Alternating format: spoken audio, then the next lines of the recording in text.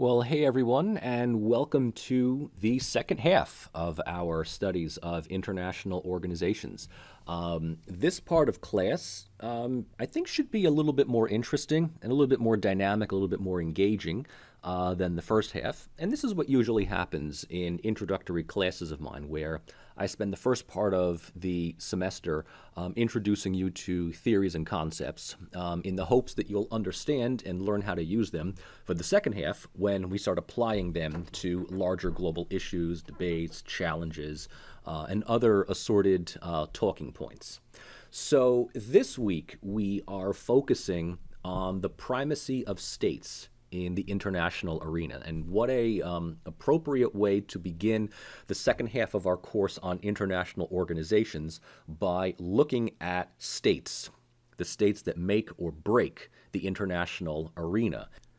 And, in many ways, it's more than appropriate to begin this section and devote an entire week to states by noting how states are critically important in the study of not just international organizations, but international organization, right? And this is really the big changeover from the first to the second part, is that from here on out, we will be looking at the concept of international organization, which will include institutions like the UN and the EU and Amnesty International and others.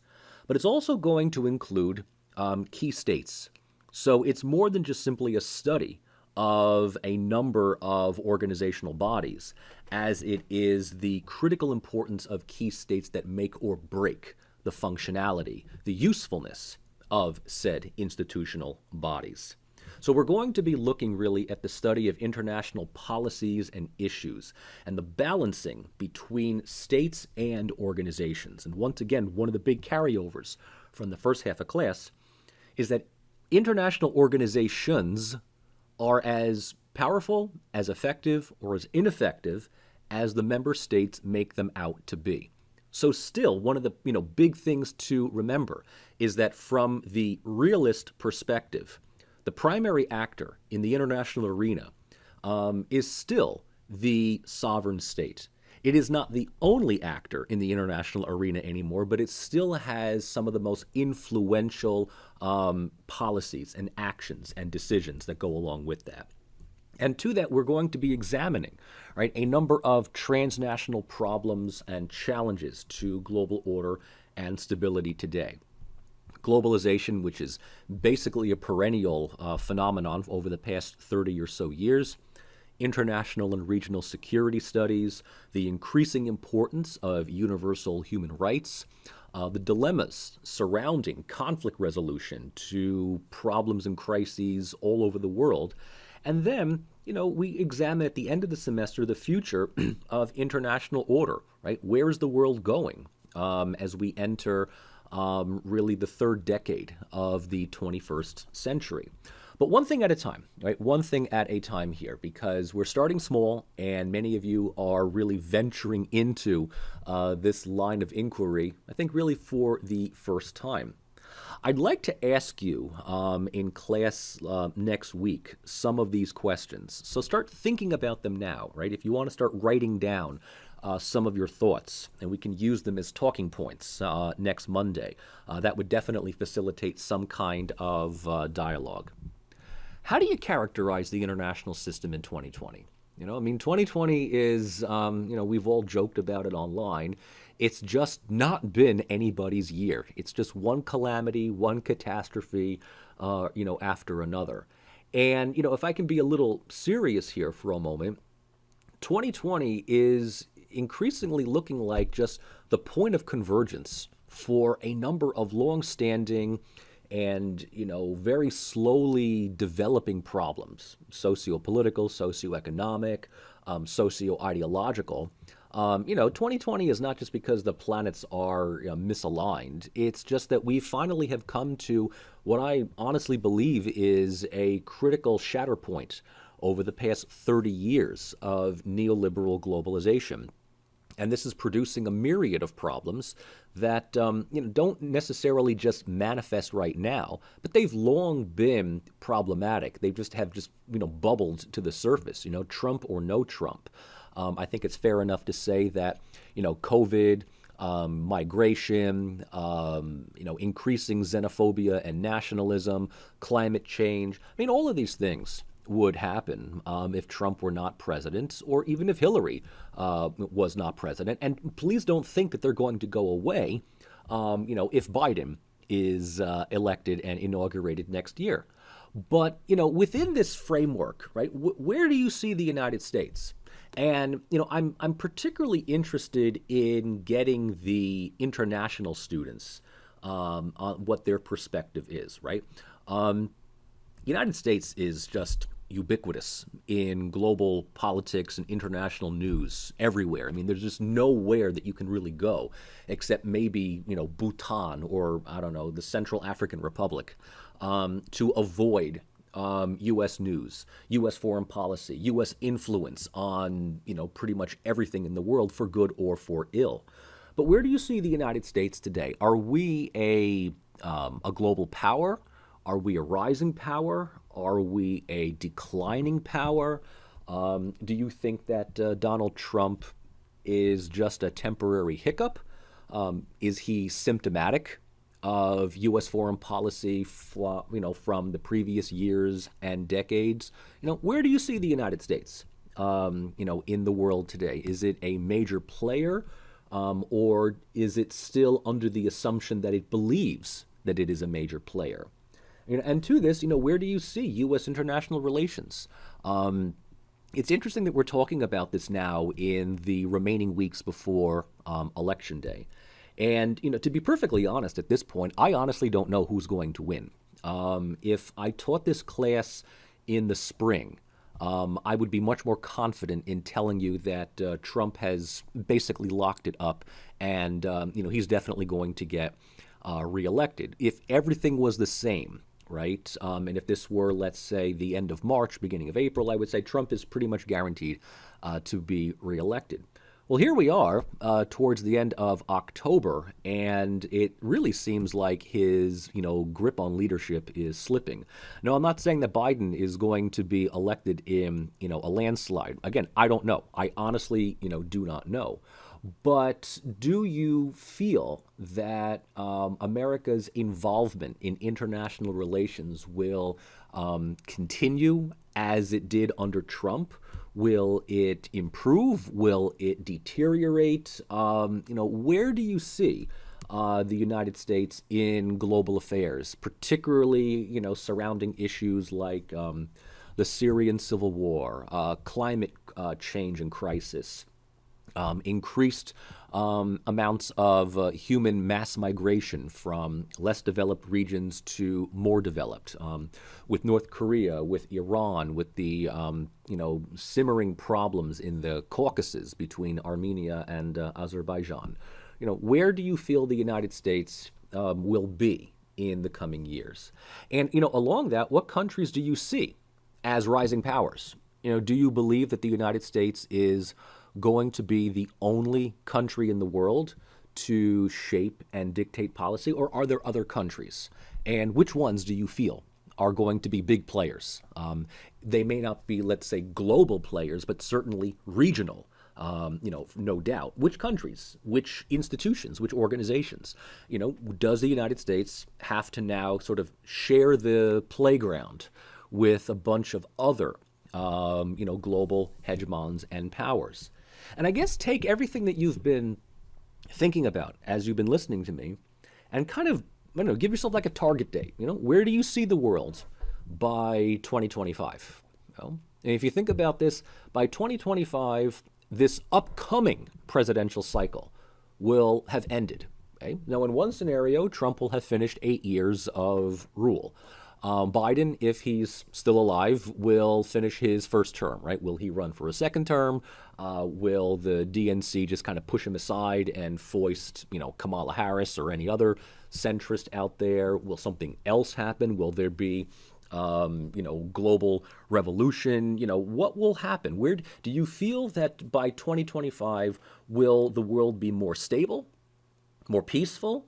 Will we be more belligerent, more dangerous? Where do you see the world climate-wise? Where do you see the United States? Where do you see Russia? What do you see China doing? Do you feel that Iran will be a rising power? Will Turkey finally, get its comeuppance? There's no right or wrong answer here, but I'd like to hear your thoughts, in the coming days. And what do you see is the most pressing global international issue today? And if someone was to ask you, if you had an opportunity to speak at the UN or Davos or the Davos Forum or any global forum where the audience actually has the power and the ability to do something in the world, right? Rather than just making some, empty speech or whatever it is. And you realize that you had the power to get the people who run the world to address a big issue. Like, what do you think is the most important issue? What is probably the most critically, important policy issue, question, challenge, whatever, facing us in the next, 5 to 10 years? Is it global warming? Is it climate? Is it climate change? Is it, nuclear, development? Is it the resumption of regional wars? What? What do you feel? What's important to you? Even if you're not a poli-sci major, right? What are the things that kind of keep you up at night, knowing that, these things could have a significant impact on the world? Because look, I'm going to be honest with you. We're taking this class during a series of volatile periods. I mean, the world today is changing faster than I think many experts and policymakers would like us to believe. I mean, whether you like him or not, whether you vote for him or not, whether you think that he is good or bad, you could be one of those left-wing accelerationists that think that he's necessary. America in the age of Trump is really, I think, a coming-of-age moment here. Policymakers, scholars, IR theorists, whatever, have tried to make sense of the foreign policy of Donald Trump, the vision that he has for the United States, in the 21st century. And, paradoxically speaking, Trump has been, for all of his bluster and bravado, Trump has been a comparatively peaceful president, global-wise, right? We haven't invaded a country. We haven't engaged in regime change in the way that we did under Obama or George W. Bush or Bill Clinton. He might be chided for his chummy relationships with, a number of dictators and autocrats around the world. But, in a way, for all of his bragging about America first, he does seem to get along on a personal basis, quite well with, let's say, Kim Jong-un. And, I could, go so far as to say that, under a Democratic president, under a Democratic leadership, which, again, we may get in a few weeks, American foreign policy might be considered far more belligerent towards North Korea or Iran or Russia or China because of some, out-of-date perception of what the United States is. So, when we talk about a changing global world in 2020, it's impossible. It is almost impossible to think of that without the presence and the decisions and the influence of the United States, which, I have to tell you, and this is where I'm kind of going beyond telling you what to think or whatever, but I'm kind of giving you an assessment. The United States is what I like to call in its late Roman era, which means that it's in a period of comparative and relative decline. And it has been in international decline for at least the last 20 years, at least since 9/11. Now, that's not to say that the United States is a weakening power, but it is no longer a global hegemon with the ability of shaping policy and then dictating global policy with the expectation that the rest of the world was just simply going to go along with it. Right? So the golden era of American unipolarism, which is what we're going to be talking about in this lecture, from the 1990s, it's over. Right? It's done. And whether Trump gets reelected or Biden takes over, we are no longer in a global era where the United States is the sole arbiter of what happens. And so, we kind of are in 2020 where, let's say, the United Kingdom was in 1950. Right? It's a declining late imperial power that has passed its peak of global dominance and importance. And I think that the best example, the best reason to give, is the rise of China. If there ever is a country that is going to give U.S. foreign policy a significant amount of challenge, it is China. And China has been a rising power now for a number of years. Now, I don't want you to think that China is going to become a global hegemon. Its foreign policy isn't geared in the same way that American foreign policy is in, shaping the world to conform to its own image. Chinese foreign policy is much more economically driven than it is political. And I think that's because that, Chinese politics today is much more corporatist, much more bureaucratic than ideological, right? There's nobody in China today that really goes nuts over the philosophies of Marxism-Leninism. And you do know that at least officially China is still a communist country. It is a single-party communist authoritarian state. But when was the last time China really gave anybody any indication that they cared an ounce about Marxism, about Maoism? In many cases, China is communist just simply because, we keep the brand logos and we keep the management. But we have, China has certainly changed its policies significantly over the past 25 or so years to fully embrace principles of market capitalism, even I would consider predatory capitalism in that sense, right? So it goes against the underlying philosophies of what China is. We also cannot discount Russia. Right? Russia is, even without the Russophobic jingoism that, unfortunately permeates American political culture today. And I have to say that, Russophobia tends to gravitate more along the neoliberal Democratic camps than among the, Republican or even the lefty, perspectives here.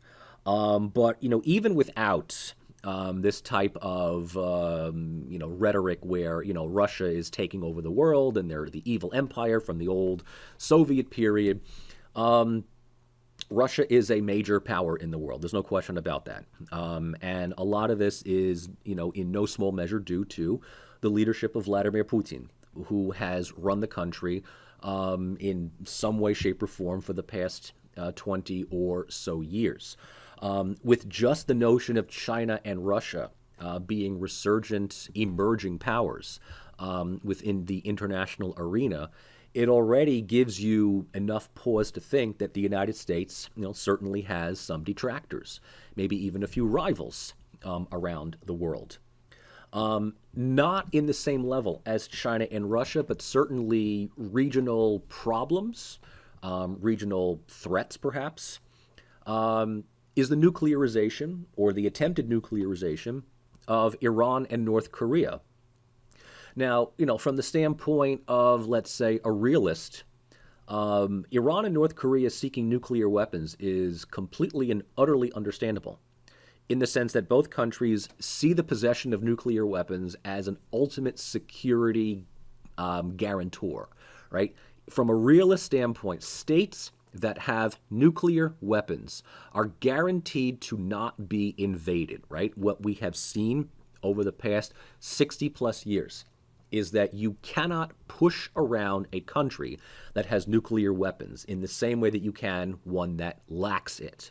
So knowing that Iran and North Korea feel themselves to be surrounded diplomatically, militarily by the United States and its allies, it's not surprising that both countries are kind of pursuing the acquisition of nuclear capabilities.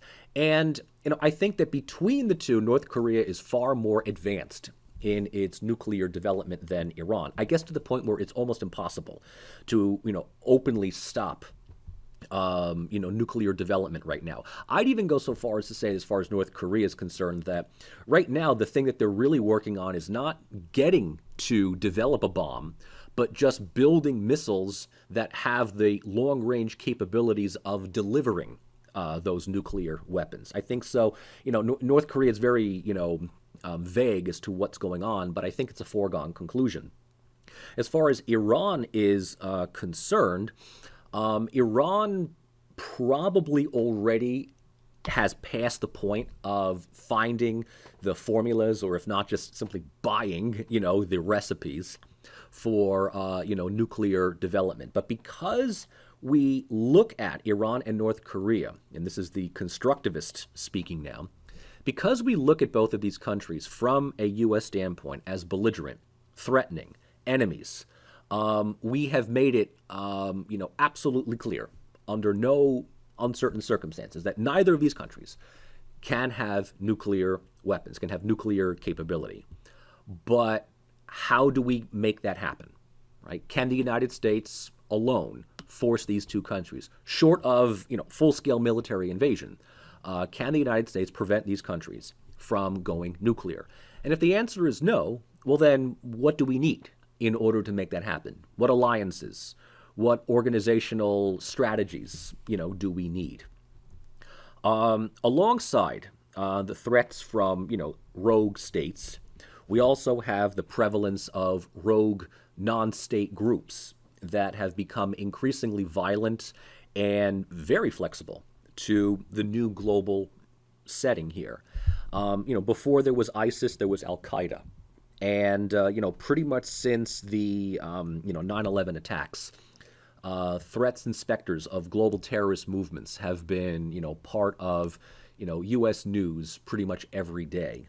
And while the Islamic State has been, basically destroyed in Syria, finally, I don't think anybody is under the assumption that, this is it as far as global terrorist networks are concerned, right? They just simply go into hiding for a couple of months, maybe a year or two, and then they reemerge under a new name, a new banner, new logos. But global terror organizations don't necessarily have to be as openly prominent as the Islamic State.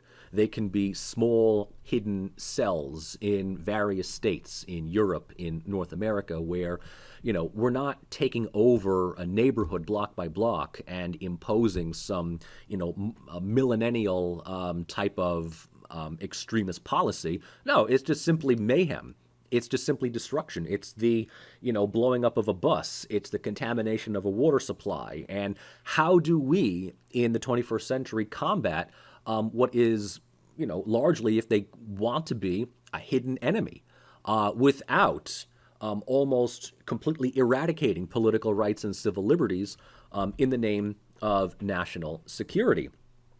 And then finally, we have what's probably the most abstract challenge to the global world, and that is just what I euphemistically call the democratization of information, right? The internet, social media, the idea that, anybody can be a blogger, can be a journalist, can, upload whatever nonsensical crap to YouTube, kind of like me, right? But why is this problematic? What's problematic here is that, back in, quote unquote, the day, those that controlled information, those that published in newspapers, was a very small group of individuals that, by and large were either a part of the state apparatus or were recognized by the state as upholding a certain amount of elitist principles.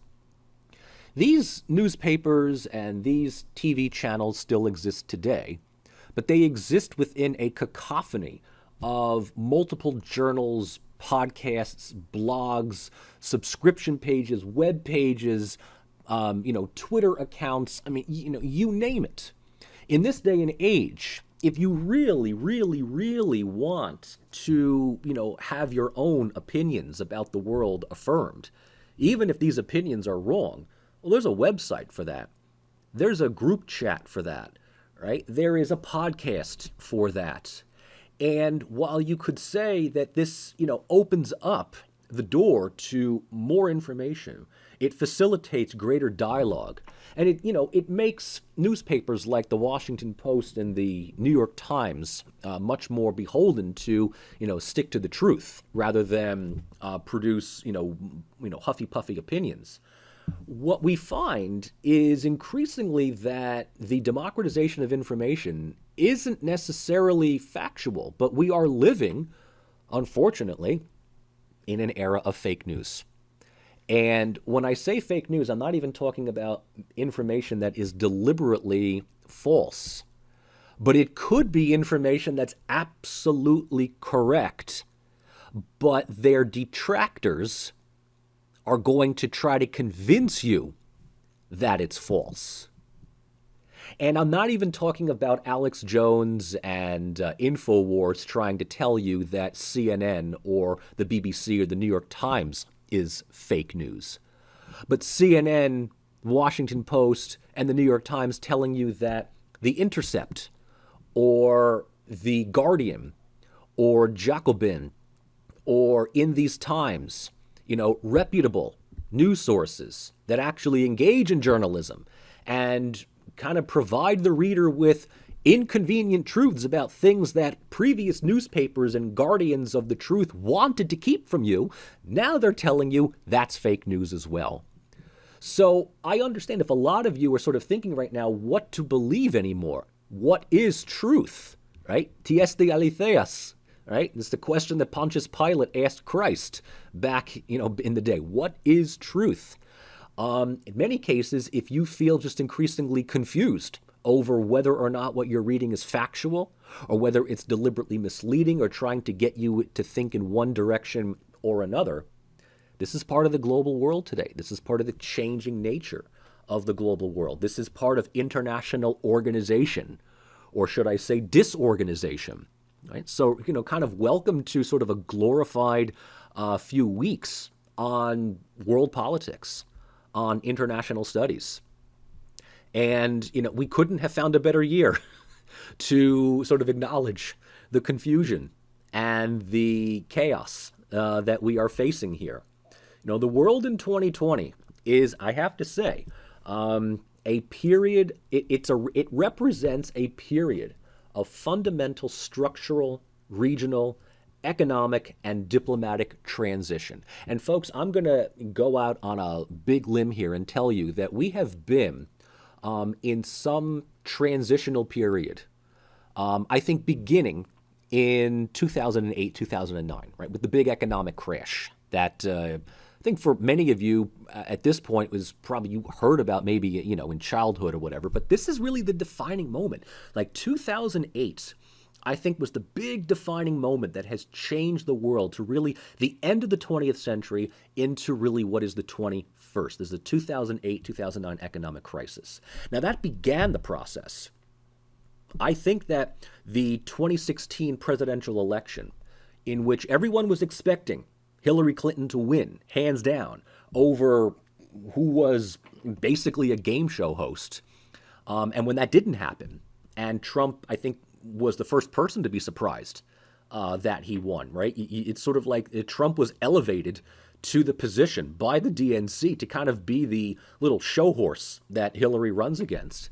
And when the show horse wins, things get interesting. But I have to say that 2016, really was the definitive break, the definitive moment where we really were entering what Antonio Gramsci, an early 20th century Italian anarchist, referred to as interregnum, right? Interregnum.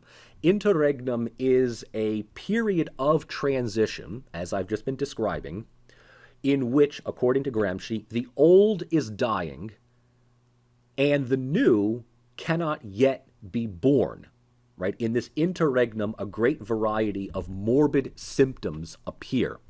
In other words, the interregnum that I honestly believe that we are currently living in right now is a period that marks the end of the hegemonic control of the old order. And what was the old order? Neoliberalism, right? Free market fundamentalism, the stuff that, largely defined American post-war growth from the 1950s up until way, through the 2000s.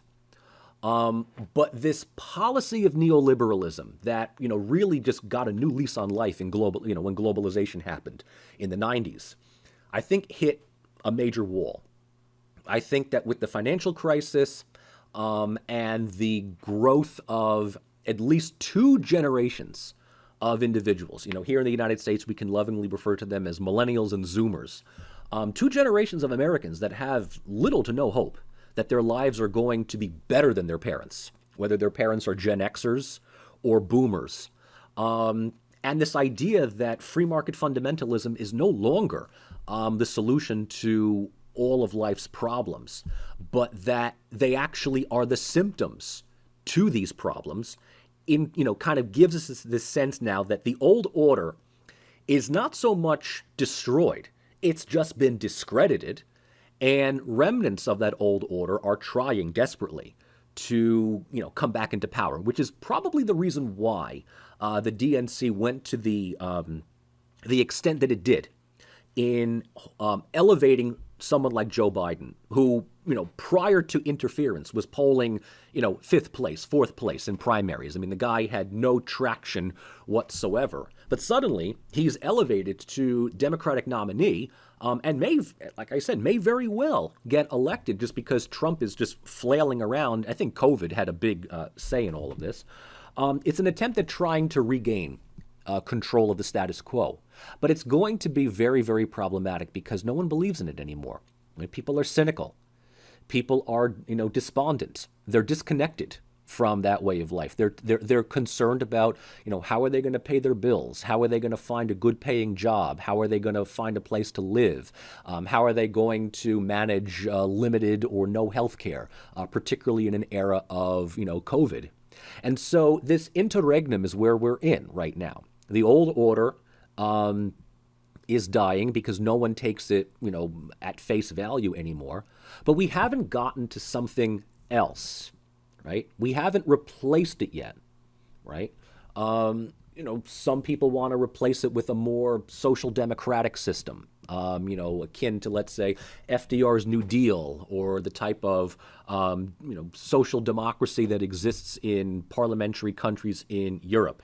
Others want hardcore predatory capitalism. Others just want more money. They want Hunger Games, basically. They don't care anymore about the plight of others. It's all about, survival for oneself. So, if you're wondering, 2020 is kind of a crappy year. I mean, it's not a fluke. It's just, it's a turning point, effectively. Now, what does that mean as far as international politics is concerned? Because you would think that the United States would be at the forefront in trying to, right the ship that has been tilted, one way or the other. And the problem is that the United States has lost its, I wouldn't say its moral compass. It's just lost its hegemonic leverage. The United States is no longer a global superpower. It is a global power, but it's not a superpower. It's not a hegemon. And I think that this is just a natural state of affairs that would have happened, regardless. So, we are really looking at the inevitable rebalancing of the international balance of power to some kind of lopsided multipolarity, right? And I put this in quotes because this is important to note. Lopsided multipolarity. What do I mean by this? I mean that in 2020, the world is populated by a number of powers, a number of global powers, regional powers. They're all competing in some way with the United States, which is, if we were to classify it in IR terminology, the United States today is a post-unipolar hegemon, right? Which basically means that it no longer has a monopoly on leverage, authority, influence, power, prestige. that it once had, let's say, in the 1990s, or even for a good chunk of the early 2000s. Now, in this sense, there's other countries, there's other powers in the world, okay? And a lot of them happen to be non-democratic, illiberal, right? The only thing that unites them all is their acceptance of free market capitalism. But the fusion of capitalism with some kind of liberal democracy is now coming unraveled. So, when we look at China or Russia or Iran, for that matter, none of these are democracies. Right? Russia might be the closest to a democracy, but I wouldn't put money on that. But all of them operate on some principles of free market capitalism. But they do so without having to wed themselves to the principles of liberal democracy. And so as the world becomes much more multipolar and parts of the world fall under the influence of these other non-American countries, the principles of free market capitalism may continue, but the philosophies of democracy, liberalism, human rights, all that kind of good stuff becomes more and more secondary, if not tertiary. So a country like China can totally invest in Africa. It can build infrastructure, it can build roads, dams, power plants, everything, you name it. But they can do so by working very closely with a number of despotic governments in Africa who know China does not care about what government they are. China doesn't care about their human rights records. They don't care about their minority violation. They don't care about anything at all. China cares about one thing only. Do you have money?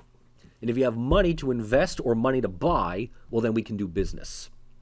So this is the type of lopsided multipolarity because the United States is still going to remain a paramount country, right? There's no mistake about that. The United States is still going to be a major country in the world, but it no longer has a monopoly on that power.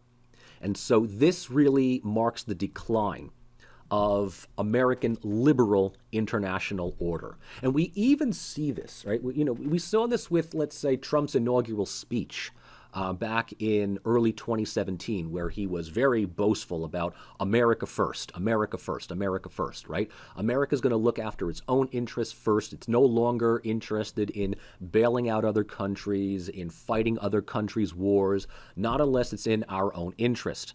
And the United States will do business with any country around the world that looks at America in, awe and splendor. But if they expect the United States to be, to act as an equal partner in all of this, it's just not going to happen. This is actually a rather unhealthy mix of neo-isolationism with, kind of an American knee-jerk response to the reality that they're no longer the, big kid on the block. So rather than trying to shore up failing support in many parts of the world, the United States is simply going to take its toys and go home. Right? Pulling troops out of here, pulling troops out of there. We don't really care about your problem. It's not in our interest. And this is something that has been significantly criticized by, potential members of a Biden administration, leftover remnants of an Obama administration. We kind of get this idea that, let's say, if Biden gets elected, and he sort of reinvigorates American foreign policy around the world, and we're going to re-engage everyone. I'm going to, hold Putin up against the wall, and I'm going to show him who's boss, and we're going to show China who's boss. I hate to break it to these people, but that time has passed. The United States may try to reassert its influence around the world, but that influence has lost a lot of credibility and a lot of legitimacy. And we might think that we can just simply roll ourselves back into the Middle East and tell Syria what needs to be done. And Syria is going to look at us and say, sorry, guys, but I'm working with Russia right now. You have no leverage, right? Or I'm going to tell Putin what he can do and what he can't do. And Putin's just like, bro, I've heard this story before, right? It's all bark, no bite. You don't have that leverage anymore. And I think that this is going to continue.